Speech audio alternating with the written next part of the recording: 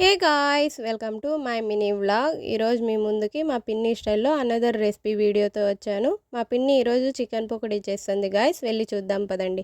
First chicken నీట్గా wash చేసుకొని ఇలా ఒక బౌల్లో పెట్టుకోవాలి. అందులోకి cornflour, chilli powder, chicken masala, ginger garlic paste, tasting salt, normal salt, food colour, coriander leaves కూడా యాడ్ చేసింది, అది ఆప్షనల్. కర్రీ లీవ్స్, కట్ చేసుకున్న గ్రీన్ చిల్లీ, ఇవన్నీ బాగా మిక్స్ చేసి మ్యారినేట్ కోసం పక్కన పెట్టుకోవాలి.